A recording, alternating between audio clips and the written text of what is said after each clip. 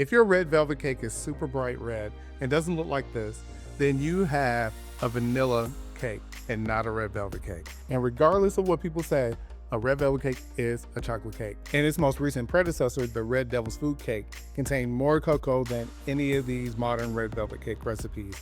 It's the amount of cocoa that helps to make this cake so special. You cannot find red velvet cake like this in the stores. This is gonna be the best red velvet cake you've ever had.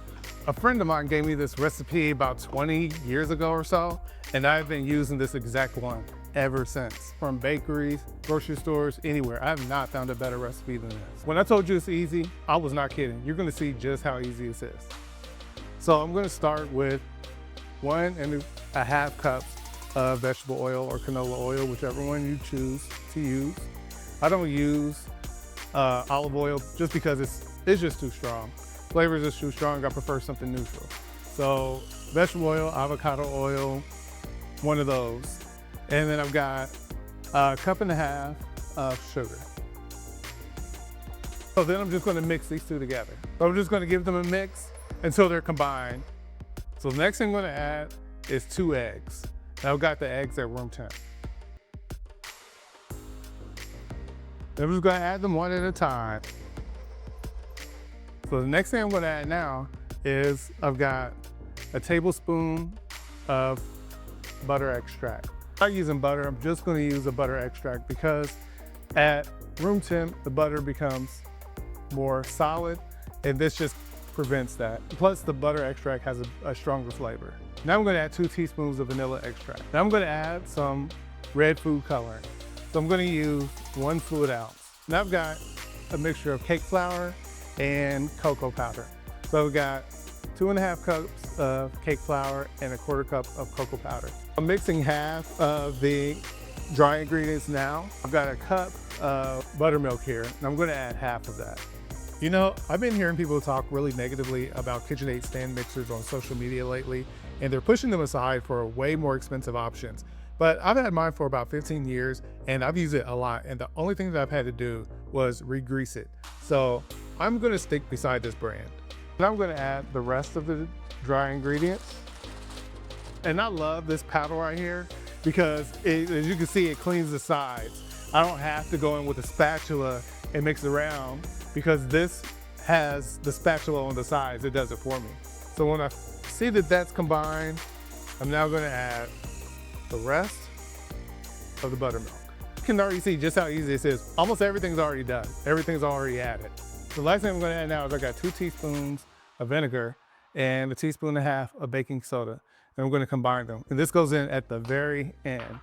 And I'm just gonna give it a mix. This is what helped give the red velvet cake its color back in the day when there was a different cocoa powder that was being used. What it does today is help give the cake a lift with the carbon dioxide. Just gonna give this a quick stir. So you see just how quick that was. That was probably about 5 minutes of my time. And that's really all that took. So now I'm just gonna give it just a quick mix, make sure it's all combined. And I'm just gonna divide it up between 2 9-inch cake pans. And at the bottom of the cake pans, let me show you, I've got parchment paper at the bottom of the cake pans. And this is gonna be very helpful for getting them out. So I'm not greasing this at all. I did at the bottom just to make sure that they stuck. But other than that, there's no oil. I just want this to lift. And I'm just trying to divide them up. I should be weighing this, but I'm not. I could have. I probably should have, but I didn't. So I'm just gonna eyeball it. And so I've got my oven preheated to 350 degrees. And I'm just gonna put these in the oven for about 30 minutes. So I'm gonna check on them in about 25 minutes to see where they are, but typically these will go in about 30 minutes and then they're done. So this didn't even take 30 minutes. About 25 minutes and this was done. See, it's gotten darker as it baked, but it's still red. I'm gonna let these cool in the pan because I don't want a crust to form around the outside or the bottom. I want the whole thing to be soft. So when I cut into it, I want it to be soft. So I tend to let my cakes cool completely in the pan. Now I'm gonna make the cream cheese frosting.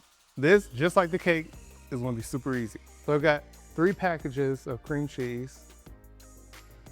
I'm just gonna add it to the stand mixer. And I've got 1 stick of butter. Before I add the powdered sugar and the vanilla, I'm just gonna mix these together.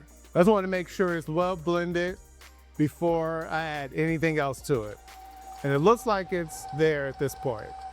Add 2 teaspoons of vanilla extract.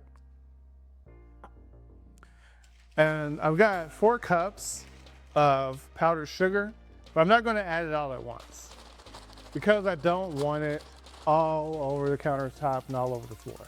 I think I'm gonna go ahead and add the rest. Now I'm gonna leave it at this speed for a few minutes and get a little bit of air into it. So I'm gonna make sure that it's fully combined, and I'm gonna add a little bit of air into it, give it just a little bit more volume. This is what it looks like when it's ready. This is perfect. I'm just gonna take my knife, go around the sides. Since I did not grease the pan, and that was intentional because I didn't want to get in the way of the cake rising. There we go.